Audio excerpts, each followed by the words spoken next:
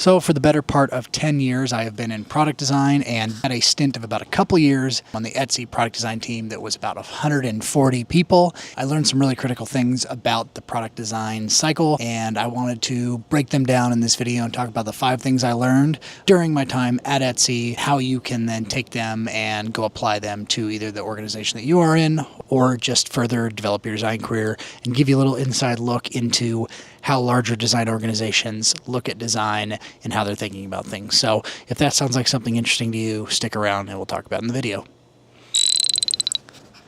The first one up here on the list is how small changes at scale make a huge impact. What seems pointless is pretty significant when you 10x to a 100 million plus a year business.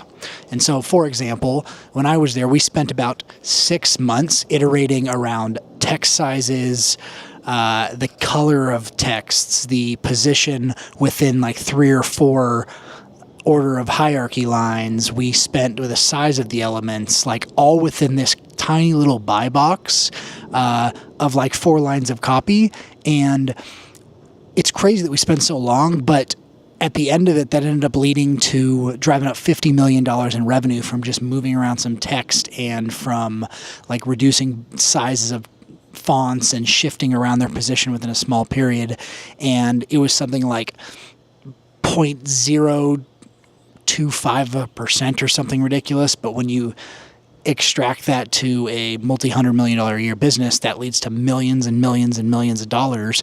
And so when you reach scale, like those small decisions do make a huge difference. Another huge thing that I observed during my time there was how meticulous they are at paying attention to the details. One of the things that they did really religiously and meticulously was making sure that when they ran user tests, that the content was as real as possible. So much of the time prior to those tests was spent making sure all the copy was proper, all the recommended items were actually as close to real as what they would be, that the pricing was correct, that the image photography was correct, and making it just as absolutely close to the real thing as possible, that so when people gave their raw reactions, that it was about as close to authentic as it could possibly be, right? As you can imagine with a e-commerce platform and marketplace like Etsy, if the recommendations didn't feel correct or the pricings were super far off or something else on the page just didn't feel correct, like that can skew a lot of someone's opinion. And it also, we noticed it would get people distracted. And so like, we would have multiple different designers there that would basically be gut checking to make sure that all those little fine tuning details were absolutely correct before shipping that prototype out to be tested. It just helped prevent a lot of false positives. So Etsy also excelled at knowing when to stop mining the same vein. And what I mean by that is they knew when it was time to hang up the cleats on a specific experiment because it had been done so many times and it wasn't producing the results they want. And so oftentimes what people say and what people do are very different, right? And they drive different results. So I remember running these experiments where we would put recommended items all the way at the top of the page before even showing them the product that they were looking at, to help to stimulate browsing, to get more purchasing, to drive up conversion rates and all of that good stuff. And always when we would test it, people would say, that's really distracting, that's annoying, I do not enjoy that. But then the other way around, when we would go look at the metrics, it would always lead to more purchases and better conversion rates. And it would always lead to a more positive outcome for Etsy. And so even though we tried so many different approaches to move it out of that top position to lower down the page or in a hidden panel or into a different sort of like part of the experience, it always hurt conversion rates significantly. And so we realized just after about 8 rounds of just trying things that it was like, it seems like this is time to hang up the cleats on this and on the experiments and just decide like, hey, for now, this is the best approach that we can do. And maybe some years down the road we could revisit it, but right now we've done so many rounds of the same thing, it's just like beating a dead horse. And so that was one of the things I observed, is they were very good at like pulling the plug when they felt the experiment had been kind of maxed out, and just moving forward with that. Another thing I observed was the risk taking that they eventually got to. If you're always playing it so conservatively, the chances of you getting to that outcome that you want in a decent amount of time is pretty unlikely.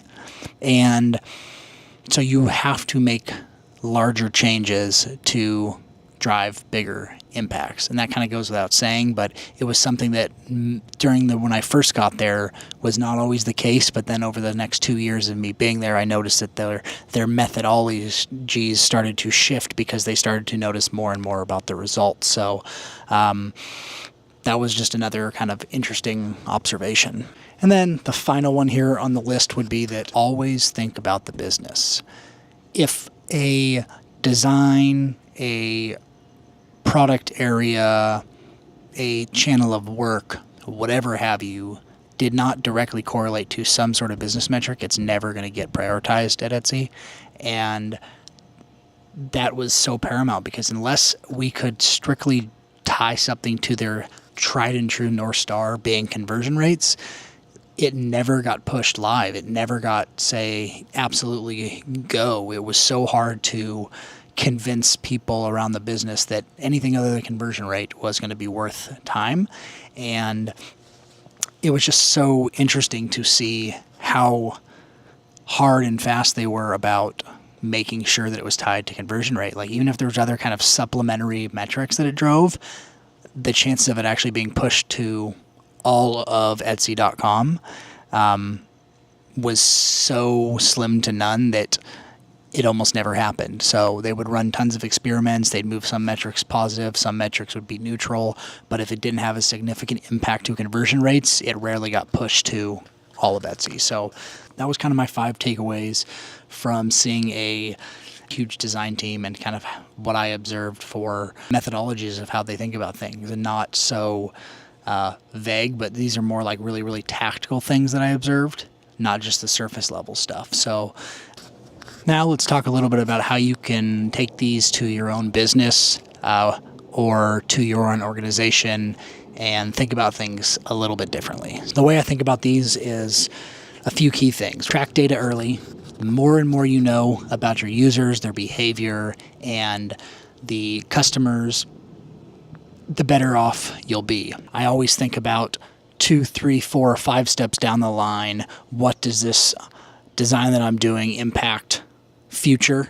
And then it is pay attention to the details, because you will always get more accurate results if you are being detail oriented. And so if you don't take anything else away from this, take those 2 things away: to pay attention to the details and make sure you're always thinking 2, 3, 4, 5 steps down the line, because those little changes do make a difference when you compound all that stuff. So hopefully you found some value in this video and you enjoyed it. So if you made it to the end of the video, I appreciate you being here. Hit the like and subscribe button, and we'll see you next week.